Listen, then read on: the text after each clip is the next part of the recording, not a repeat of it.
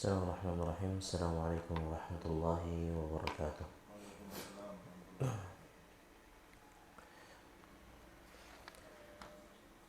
Alhamdulillah. Alhamdulillahi rabbil alamin. Nahmaduhu wa nasta'inuhu wa nastaghfiruh. Wa na'udzu billahi min shururi anfusina wa sayyiati a'malina. Man yahdihillahu fala mudilla lahu wa man yudlil fala hadiya lahu. Asyhadu an la ilaha illallah wahdahu la syarika lah wa asyhadu anna Muhammadan 'abduhu wa rasuluh.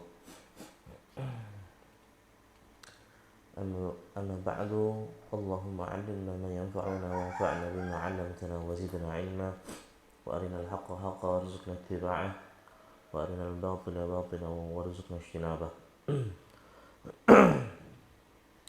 Qadar iman a'azzani Allah wa iyyakum jami'an. Insyaallah pada kesempatan yang mulia ini, di waktu pagi yang penuh dengan keberkahan ini, kita bersama-sama mengkaji hadis-hadis Nabi sallallahu alaihi wasallam yang terhimpun di dalam sebuah kitab, yaitu Syarh Umdatul Ahkam. Walillahil hamd, kita telah masuk pada hadis 197, di mana dua hadis sebelumnya 195 dan 196 membicarakan larangan Nabi sallallahu alaihi wasallam untuk berpuasa di hari Jumat, karena sebabnya sebelumnya kita sebutkan sebab dilarangnya berpuasa di hari Jumat karena Ayyamul Aid, karena dia adalah hari raya di setiap pekannya, maka dilarang kemudian dalam rangka tanzih, pensuciannya. Namun seseorang boleh berpuasa di hari Jumat apabila sudah terbiasa, kemudian berkaitan dengan hari sebelumnya dan hari setelahnya. Namun larangan berpuasa di hari Jumat ini jatuhnya kepada haram, makruh atau mubah. Jatuh kepada makruh, sebagaimana kita nukulkan kemarin bahwasanya di dalam rangka tanzih, mensucikan bulan suci hari Jumat, kesucian hari Jumat, maka diharapkan untuk tidak berpuasa. Namun ini bukan menjadi keharaman, tapi makruh, tersebab karena beberapa hal. Pertama adalah Nabi Shallallahu Alaihi Wasallam dan beberapa sahabat yang berpuasa di hari Jumat, kemudian dibolehkannya berpuasa asalkan ada kaitannya, maka ini jatuhnya bukan haram tapi makruh. Seandainya saja itu haram, maka walaupun ada kaitannya dengan hari sebelumnya ataupun setelahnya, maka tidak boleh. Namun pada hadis 197 ini nanti akan berbicara tentang dua Id yang Nabi Shallallahu Alaihi Wasallam larang di dalamnya berpuasa juga. Dari Abi Ubaid Maula bin Azhar wasmuhu Sa'd bin Ubaid qala syahidtu al-Eid ma'a Umar bin Khattab radhiyallahu ta'ala anhu. Dari salah satu tabi'in, Sa'd bin Ubaid, berkata, aku pernah mendapati Eid bersama sahabat yang mulia Umar bin Khattab, semoga Allah meridhai beliau.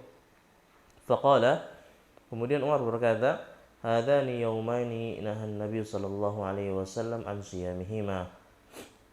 Dua hari ini, yaitu hari Id Adha dan Idul Fitri, Nabi sallallahu alaihi wasallam melarang berpuasa di dalamnya. Yauma fitrikum min siyamikum wal yaumal akhar ta'kuluna fihi nusukikum. Yaitu dua hari ini, yang pertama adalah yaum fitrikum min siyamikum, hari di mana kalian berbuka dari puasa kalian, maksudnya 1 Syawal, wal yaumul akhar ta'kuluna fihi min nusukikum, dan hari yang lainnya yaitu hari di mana ketika kalian memakan sesembelihan kalian, maksudnya hari Idul Adha atau Yaumun Nahri. Umar bin Khattab radhiyallahu taala anhu suatu ketika pernah menyampaikan kepada para sahabatnya, kepada para umatnya, ketika hari Idul Fitri, ketika manusia berbuka dari puasanya, maka Umar berkata, 2 hari ini adalah hari yang dilarang oleh Nabi Shallallahu Alaihi Wasallam berpuasa. Qala al-mu'allif rahimahullahu taala, Idul Fitri wa Idul Nahr huma al-idan al-islamiyan. Karena Idul Fitri dan Idul Adha adalah hari rayanya umat Islam, alladzani ja'alahuma syari' al-hakimul karim yauma farhin wa surur. Karena syariat ini, yaitu Allah Azza wa Jalla dan Rasulullah sallallahu alaihi wasallam menjadikan di dalam syariat ini hari tersebut hari kebahagiaan, hari senang, hari di dalamnya ya'ti fihi al-muslimuna anwa'il mata'il mubaha min al-akli wasyarab wal libas waz zina wa ghairahuma. Hari di mana syariat untuk berbahagia di dalamnya, untuk engkau makan-makan dan minum-minum serta menggunakan baju baru dan perhiasan-perhiasan yang lainnya. Wa qad harrama shaumuhuma, dan syariat mengharamkan berpuasa di dalamnya, di anna al-fitr huwa tahlilus siyam kas-salam lis-shalah wa li anna adha yaumal aql min dhahaya wal hadaya. Karena Idul Fitri hakikatnya adalah engkau berbuka dari puasamu 1 bulan penuh dari bulan Ramadan, sebagaimana kita bahas sebelumnya, sebagaimana larangan berpuasa sehari 2 hari sebelum Ramadan, begitu juga setelah Ramadan, untuk dalam rangka membedakan antara 2 ibadah. Maka dengan Idul Fitri ini menandakan bahwa seseorang sudah fitar, berbuka halal dari segala larangan yang ada di bulan Ramadan.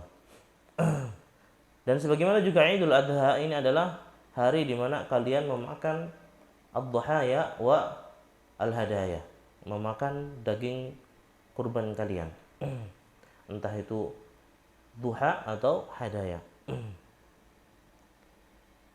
Allati amara Allah ta'ala bil akli minhuma, yang mana Nabi Shallallahu Alaihi Wasallam memerintahkannya langsung bahwasanya di hari tersebut kalian makan. Maka para ulama menyimpulkan bahwasanya 2 hari Idul ini ada hari di mana engkau makan-makan dan minum-minum, dilarang di dalamnya untuk berpuasa. Ma yukhadhu minal hadis, apa yang bisa kita petik dari hadis ini, tahrim shaumi yaumai al-fitr wa duha, yaitu diharamkannya berpuasa 2 hari, yaitu puasa di hari fitr dan hari adha.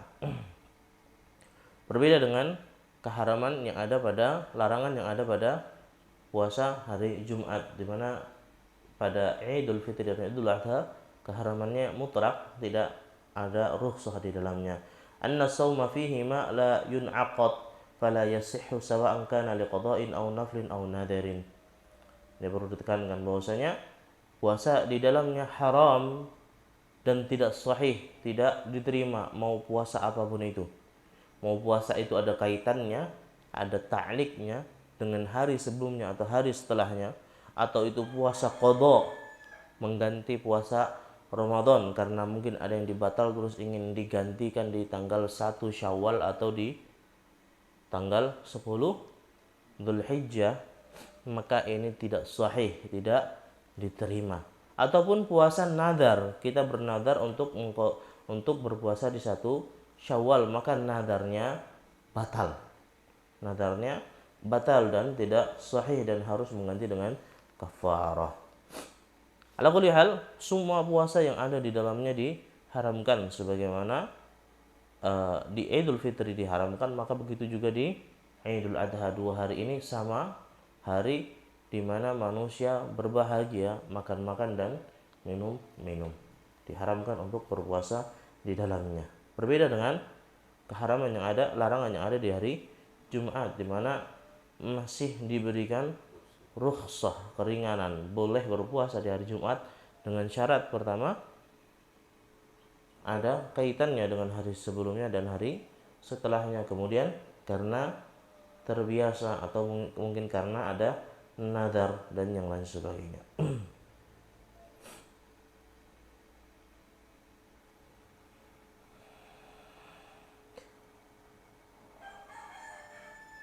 Hikmatun nahyi an shaumihima, hikmah yang bisa kita petik dari pelarangan berpuasa di dalamnya, ma asyara ilaihi fil hadis, apa yang ditunjukkan oleh hadis tersebut, min anna Idul Fitri huwal yaumul ladzi intaha bidukhulihi syahrul Ramadan.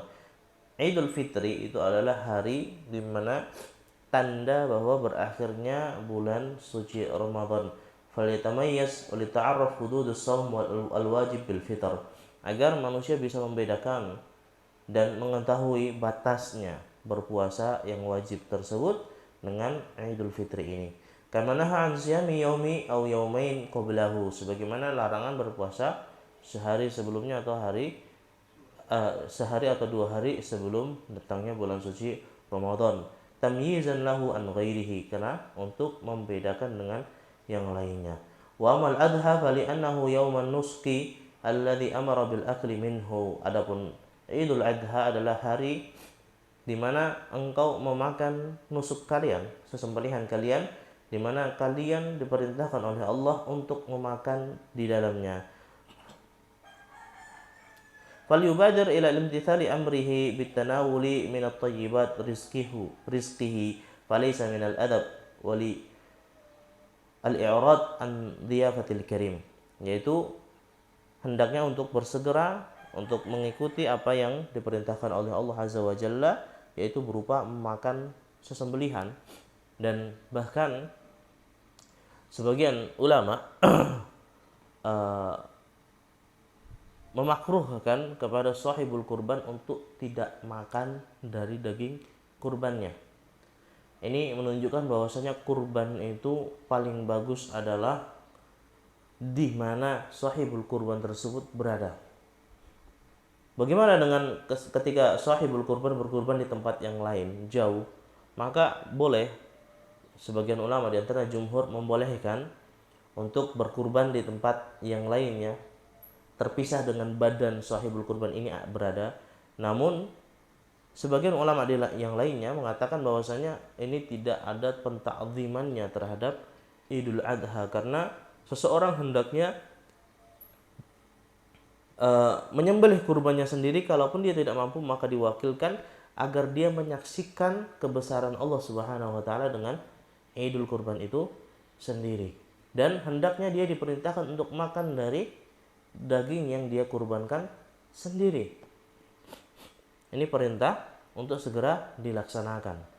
Maka apa yang bisa dipetik dari perihal tersebut juga bahwasanya dianjurkan untuk berkurban di tempat di mana badan itu berada. Ketika kita berada di kota Jayapura, maka kita kurbannya di Jayapura, dan sebisa mungkin kita menyaksikan hewan kita ketika disembelih seperti itu. Namun jumhur mengatakan boleh untuk kita berkurban di tempat yang lainnya.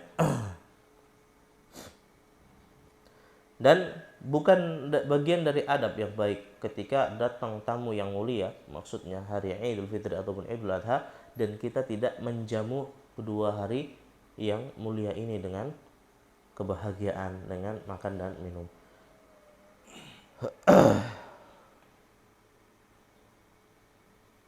Sekian pada pembahasan pada pagi hari ini. Kiranya yang sedikit ini bisa memberikan manfaat kepada kita semua dan memberikan faedah. Sallallahu ala nabiyyina Muhammadin wa ala alihi wa sahbihi wasallam. Wa akhiru da'wana alhamdulillahi rabbil alamin. Assalamualaikum warahmatullahi wabarakatuh.